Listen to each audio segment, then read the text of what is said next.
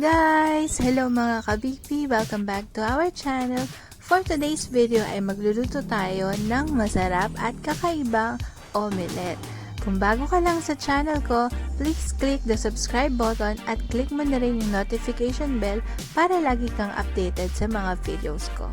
So simulan na natin! Gagamit tayo syempre ng egg, ng red bell pepper, carrots, potato, skinless pork longganisa, at cheese.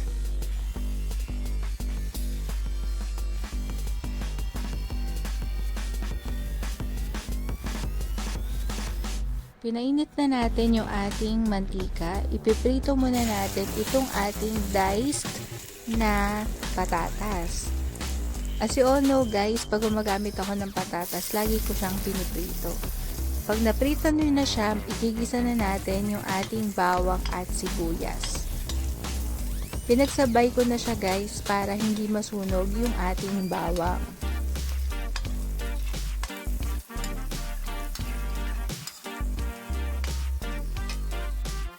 Then ihalo na natin yung carrots at yung ating red bell pepper. Titimplahan na rin natin siya ng magic seasoning at ng ground black pepper.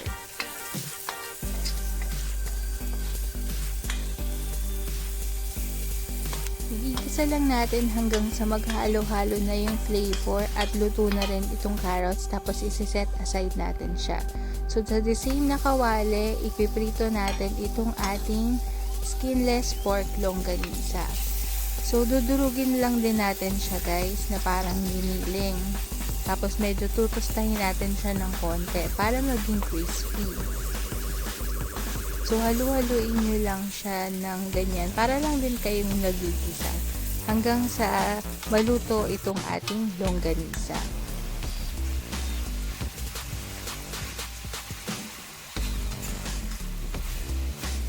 Kailangan mga kabipi siguraduhin yung lutong-luto itong ating karne dahil nga sino bang gustong kumain ng hilaw na baboy, diba? So, mas maganda na medyo tostahin nyo siya para meron siyang dating na crispiness.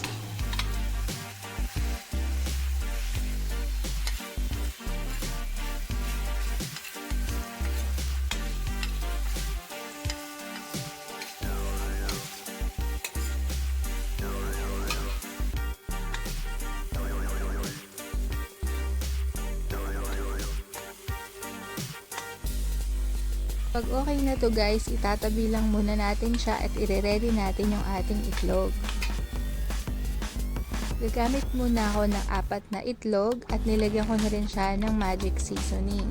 Pwede din kayong gumamit ng salt instead. So i-beat nyo lang siyang mabuti para matunaw yung ating nilagay na pampalasa.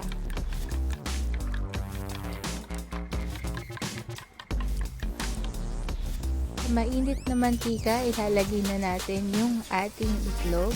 At guys, dapat mahinang-mahina lang yung apoy. Kapag medyo na mold na yung ating egg, papatayin muna natin yung apoy. Tapos ililayer natin yung ating ginisang gulay kanina, yung patatas and carrots. Then ilalagay na natin yung pinirito nating longganisa at lalagyan natin siya ng grated cheese.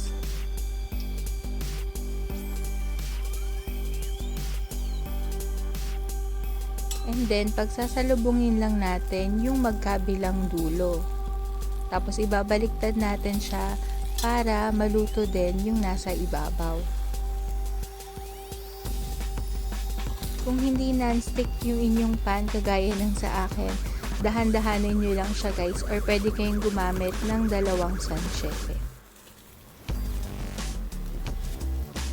Pag naluto nyo na siya, pwede kayong mag-top ng inyong longganisa na pinrito natin kanina para mas marami yung makakaing longganisa at decoration na rin at the same time. Tapos lalagyan din natin siya ng grated cheese para mas masarap.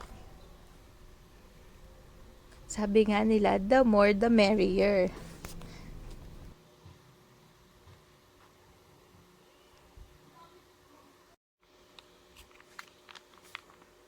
Then, lalagyan din natin siya ng tomato ketchup.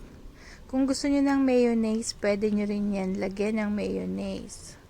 Or pwede din siguro yung cheese whiz.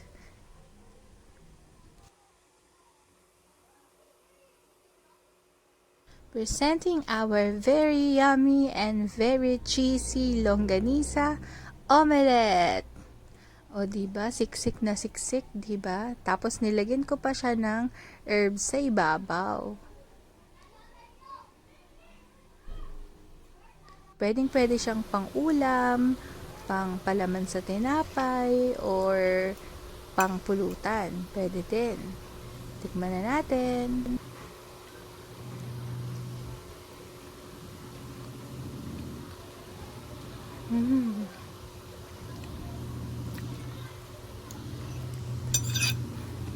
Sarap.